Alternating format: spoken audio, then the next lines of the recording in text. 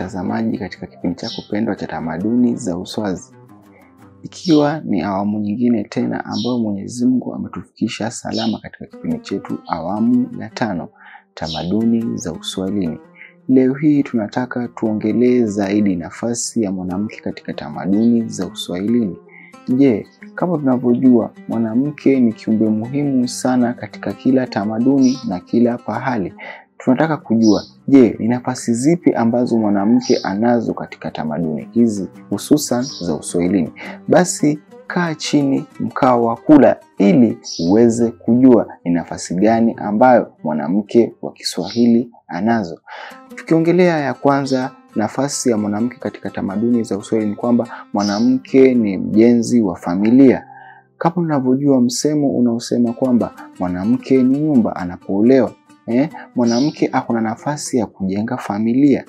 Hivyo basi mwanamke ni kigezo kuu sana katika kujenga na kustawisha familia yote katika mgongo huu wa ardhi, hata pia katika ulimwengu mzima. Hivyo basi ana nafasi kubwa sana katika kujenga familia. Pale anapoolewa na mumewe, tunaona kwamba anakwenda nyumbani. Tunaambiwa sasa pale kwake kama ofisi yake, sasa anakuweza kwenda kupanga jinsi ambavyo atajenga familia na mume wake. Hivyo basi anakuwa ni kigezo kubwa sana katika kujenga familia. Unapata kwamba mwanamke anakuwa sasa ni mwenye kuwa na majukumu, ni mwenye kuwa na nafasi yake katika nyumba yake na katika familia. Hivyo basi anakuwa ni mtu muhimu sana. Bila yeye basi hakuna familia. Ndio maana tukasema kwamba mwanamke ana nafasi kubwa katika kujenga familia. Bila mume, lazima kuwa anashauriana naye katika mambo ya kifamilia ama mambo yoyote. Unapata kwamba mwanamume hawezi fanya lolote mpaka aweze kumshughulisha mwanamke wake ili waweze kujenga mustakabali mwema wa familia. Tukiangalia pia huyu mwanamke ndo mwanamke ambaye anaweza kujenga mienendo ya wanawe katika nyumba kama ile. Hivyo basi ana nafasi kubwa sana katika kujenga familia. Pia mwanamke huyu ni nafasi yake pia ni jinsi ya kuimarisha mumewe. Kama mnavyojua mumewe anahitaji mwanamke ambaye anaweza kumpatia maono ili aweze kujiendeleza katika mambo yake. Hivyo basi mwanamke anakuwa na nafasi kubwa sana pia kwa mume wake, na hii inaingilia kwa muktadha wa pamoja kwamba mwanamke ana nafasi kubwa katika kujenga mahusiano ya familia yake. Hivyo basi nafasi hii ya mwanamke katika kujenga familia ni nafasi kubwa sana ambayo mwanamke amepatiwa, kwa sababu yeye ni kioo cha jamii. Kwa sababu watoto wandapo watakuwa na mienendo mizuri, basi mama amekuwa na msingi mwema katika familia yake. Hivyo basi nafasi ya mwanamke katika kujenga familia inakuwa imestawishwa pale. Tukiangalia pia mwanamke nafasi yake amepewa ni kwamba ni mwanamke ambaye anaweza kujenga ama anaweza kukuza utamaduni. Wengi wao hulinda tamaduni. Kama tunavyojua wanawake wana tamaduni zao kemkem ama tamaduni zinginezo. Hivyo basi anaweza kuzilinda, si kama kina waume ambao hawawezi kustawisha labda tamaduni hizi. Lakini mwanamke anakuwa anaweza kulinda tamaduni. Tukiangalia katika jamii hizi zetu za Kiswahili, tunapata kwamba wanawake wana sifa kubwa sana ya kuhamasisha jamii zao na kulinda tamaduni zao. Tukiangalia katika harusi, utapata wanawake wanaweza kujua sheria ni gani katika muktadha wa tamaduni kama zile. Hivyo basi anaweza kuwa na mienendo ya kudumisha tamaduni zile ambazo zinaweza kuwa na nafasi kubwa katika utamaduni ule. Hivyo basi amesawiriwa kama mlinzi wa tamaduni. Kama tunavyojua tamaduni zinaweza kuwa nyinginezo, na yeye anaweza kuwa na nafasi kama ile ya kuhamasisha hata wanajamii. Anahamasisha vipi? Kwamba tamaduni yetu katika masuala ya eda ni hivi na hivi, tamaduni yetu katika masuala ya harusi ni hivi na hivyo. Hivyo basi anaweza kuwa na mshikamano ule wa kulinda jamii yake. Hivyo basi tunasema kwamba mwanamke ni mlinzi wa tamaduni yake, na amepewa nafasi hii kubwa sana kwa sababu yeye ndo mwenye elimu na yeye ndo mwenye kutoa elimu, na yeye ndo basi anaweza kufunza wanawe pale nyumbani kwamba tamaduni yetu hii inatufanya sisi tufanye hivi na hivi. Basi anakuwa ni mlinzi kubwa wa kuelimisha na kulinda tamaduni. Tukiangalia pia mwanamke amepewa nafasi kubwa ya kuwa mwenye elimu. Kama tunavyojua, elimu ni ile hali ya kupitisha taaluma ama mafunzo fulani kwa mtu mmoja au mwingine. Je, akisawiriwa na nafasi hii tunaongelea vipi? Elimu hupitishwa kutoka kizazi kimoja hadi kingine, na elimu hii ambayo hupitishwa ni elimu ile ambayo tuliongelea hapo nyuma, elimu ile ya kukuza tamaduni.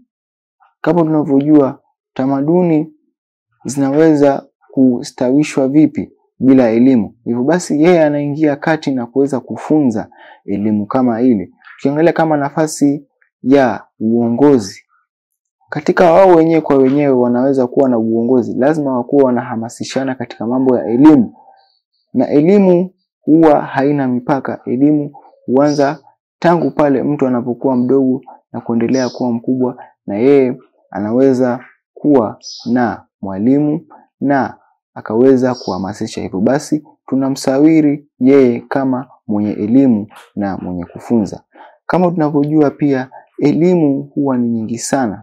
Kuna elimu ya maisha, kuna elimu ya taaluma, kuna elimu ya kijamii, lakini tukizama ndani sana katika muktadha wetu huu tutaongelea elimu ya maisha ya utamaduni. Tamaduni ni nyingi sana. Hivyo basi mwanamke kupewa nafasi ya kuwa mwelekezi na mwalimu. Kama tunavyojua pia tunaongelea kuwa mwanamke kama mshikamano wa kijamii. Wanawake wamesawiriwa kuwa na nafasi hii ya kuwa na mshikamano katika jamii. Kwa sababu gani? Kwa sababu wao ndio wenye kuleta watu kwa pamoja. Tukiona kwamba kukiwa na amani katika nyumba fulani ama katika jamii fulani, basi inakuwa ni nafasi ya wanawake ambao wamepatiwa nafasi hii ili kuleta mshikamano wa kijamii.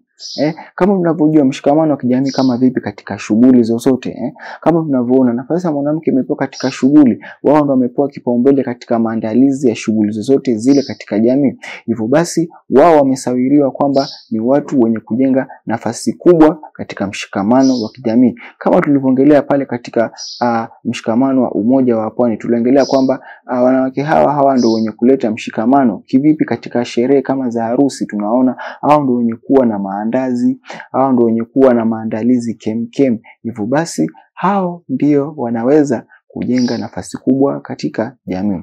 Hata pia miongoni mwa familia, hao pia wana nafasi kubwa ya kuunganisha familia moja na nyingine. Na kama tunavyojua, si wote ambao wanaunganisha familia moja na nyingine, na wao pia wanakuwa na nafasi kubwa. Sio wote bali ni wachache sana, lakini wamesawiriwa kuwa na nafasi ya kujenga mshikamano wa kijamii. Hivyo basi mtazamaji, kama wewe ni mwanamke katika jamii fulani, uko na nafasi kubwa sana ya kujenga mshikamano wa kijamii ili waweze kuwa na amani, waweze kuwa na kuishi kwa furaha na upendo. Kwa sababu gani? Wamesawiriwa kuwa na mshikamano wa kijamii. Tukiongelea pia kuwa na mfano wa kuwa na uvumilivu na ustahamala. Hawa ni viumbe ambavyo wana uvumilivu na stahamala nyingi sana, na hii ndio imekuwa nafasi yao kubwa sana katika jamii. Hivyo basi unaweza kuwa unamfanyia mambo mengi sana, lakini ni kiumbe ambaye anastahamala. Kama tunavyojua katika ndoa nyingi sana huwa na changamoto nyingi, lakini ni wenye kuwa na stahamala. Kwa sababu gani? Ni viumbe ambavyo wamekuwa na nafasi yao katika uvumilivu huu. Hivyo basi wanaweza kuchip in na kuendeleza uvumilivu huu kila wanapokwenda. Kama tunavyojua wanawake wengi wanapitia changamoto nyingi sana katika jamii. Kuna wale ambao wamebaguliwa, kuna wale ambao wametengwa, lakini kwa sababu ya ile uvumilivu na stahamala wanaweza kusawiriwa kuwa ni viumbe ambavyo wana uvumilivu. Hivyo basi mpenzi mtazamaji ambao unaangalia tamaduni za Uswazi, wanawake ni watu ambao wana uvumilivu sana na stahamala, na tusiwe ni wenye kuwabagua katika jamii. Tushikamane nao ili tuweze kujenga mustakabali mwema kijamii. Hivyo basi tutakwenda katika mapumziko mafupi, alafu turudi tuendelee zaidi ili tuweze kujadili nafasi ya mwanamke katika jamii. Assalamu alaikum warahmatullahi taala wabarakatuh. Mpenzi mtazamaji wa Shafaa Media, kama tunavyojua katika mji wetu huu wa Mombasa kumekuwa na mkurupuko wa ugonjwa wa chikungunya. ugonjwa huu ambao umesababishwa kutokana na msimu huu wa masika katika eneo hili letu la Mombasa. Hivyo basi ugonjwa huu umeweza kukithiri pakubwa katika eneo hili la Mombasa na pwani kwa ujumla. Wewe kama mkaazi wa eneo hili la pwani, hususan eneo la Mombasa, ni vizuri uweze kujikinga kutokana na ugonjwa huu ambao unaambukizwa na umbu. Hivyo basi endapo utahisi dalili za ugonjwa huu kama kuumwa na kichwa, joto jingi mwilini ama kwenye viungo kunauma, usisite kunyamaza. Enda katika kituo cha afya ili uweze kutibiwa, kwa sababu ni ugonjwa ambao haya sana. Hivyo basi kinga huanza na mimi na wewe. Ni mimi wako Shaaban Farjala, mtangazaji katika ulingo wa Shafaa Media. Karibu tena. Tamaduni za uswazi, nafasi ya mwanamke katika jamii. Tukiongelea mwanamke kama kiongozi katika jamii, kama unavyojua, tumeona wanawake wengi ambao wameweza kuongoza jamii zao tofauti tofauti katika mkoa wetu huu wa Pwani na katika ujumbe huu wa Pwani. Kama unavyojua, kama kiongozi wa mwanamke anaweza kuongoza jamii yake kwa uzuri. Tukiangalia mfano kama kina Mkitalili wa Menza ambaye ametoka katika jamii ya Giriama. Yeye alikuwa ni mwanamke shupavu ambaye aliweza kuongoza jamii ya Giriama mpaka kutoka kwa utawala wa ukoloni. Tunaona jinsi alivyohangaika, alivyokuwa na uongozi, alivyokuwa na ukakamavu wa kuweza kuongoza. Hivyo basi tukimsawiri na tukimpatia nafasi ya mwanamke kama kiongozi katika jamii, wanawake ni viongozi tumeona mingi sana. Kama unavyojua, wanawake wanaweza kuwa na mikakati ya kuongoza. Tukianza na pale nyumbani, anakuwa yeye ni kiongozi wa kuweza kuongoza wanawe na hata familia. Hivyo basi anakuwa na nafasi kubwa sana ya kuwa na uongozi mzuri. Na hao pia tukiangalia katika miji hii yetu ya Pwani, pia tumeweza kuona viongozi kadha wa kadha ambao wameweza kusimama na wameweza kusimama na jamii hizi zetu za Pwani na kuonyesha nafasi ya mwanamke katika uongozi. Viongozi hawa ni wengi sana, labda tukiwataja kama kina Mishi Mboko, tukiwataja kama kina Zamzam Mohamed, tukiwataja kama kina Captain Ruwaida Abdi Obo, tukiongelea viongozi kama Gertrude Mbeu, tukiangalia kama Hon Fatuma Masito, tukiangalia kama Fatuma Achani. Hawa ni viongozi ambao wametoka katika mkoa wetu huu wa Pwani na kuonyesha nafasi ya mwanamke katika kuongoza. Hivyo basi wanaweza kuwa na mienendo ambayo yanaweza kuwafurahisha wanajamii zao. Kwa sababu gani? Jamii zao wanaweza kufurahi sana kwa kuona na mwanamke ameweza kuongoza katika nyadhifa kubwa kubwa katika uongozi. Hivyo basi wanaweza kuwa na furaha sana. Na je, tukiongelea nafasi ya mwanamke katika kujenga uongozi. Uongozi huanza na sera 2-3. Na wanawake wote ambao watakuwa wanatazama kipindi hichi chetu cha tamaduni za uswazi, wewe pia ni kiongozi, uko na nafasi yako katika uongozi. Na uongozi huanza pale nyumbani, pale ambapo utaanza kuolewa ndipo uongozi unaanza. Na ndipo utaendelea kuongoza vizuri, na ndivyo kadri ambavyo watu wanavyopenda mienendo yako, na watu wanaweza kufuatilia na wanaweza kupatia nyadhifa kubwa kubwa katika jamii. Hivyo basi tunaongelea nafasi ya mwanamke katika uongozi. Ni jambo la furaha sana. Unajua katika tamaduni zilizopita ni kwamba walikuwa wanawadharau wanawake kwamba hawezi kuwa viongozi. Hii ni mienendo ambayo na ni tamaduni ambazo zilipitwa na wakati, lakini kwa hivi sasa mwanamke anaweza kuwa na nafasi ya kuongoza tena kwa bidii sana. Na tukiangalia pia hawa wanawake ndio wenye kuwa na maendeleo. Tukiangalia katika tamaduni nyingi sana wameweza kuendelea kwa sababu gani? Ya kuwa na maendeleo na kuwa wajasiriamali, na wanaweza kuwa na bidii ili kuweza kuongoza jamii zao vizuri. Hivyo basi nafasi ya mwanamke katika uongozi ni nafasi nyingine kubwa sana. Hivyo basi tuzidi kuhamasisha wanawake ili waweze kujiingiza katika uongozi, ili waweze kutuhudumia na waweze kutuonyesha kwamba wanaweza kuwa mienendo mema katika jamii. Hivyo basi nafasi ya mwanamke katika uongozi. Mwanamke kama mchapakazi. Tukiangalia wanawake wengi katika nyumba zao wanaweza kuwa ni wachapakazi. Hii ni sifa ambayo kila mwanamke anayo. Hivyo basi anaweza kwenda mbio ili kuhakikisha kwamba wanawe wanaweza kupata 2-3 kila jioni. Tunaona wanawake wengi hususan katika shughuli nyingi wanaweza kuchapa kazi kwa bidii. Si kama zile kasumba za kitambo ni kwamba mwanamke ni mwanamke ambaye anaweza kaa tu nyumbani. Hivyo basi kwa sasa mwanamke anaweza kufanya kazi na anaweza kuwa na kusaidiana na mwanamume wake ndani ya nyumba. Hivyo basi nafasi ya mwanamke katika uchapakazi katika jamii. Mpenzi mtazamaji, nafasi ya mwanamke katika jamii ni nyingi sana.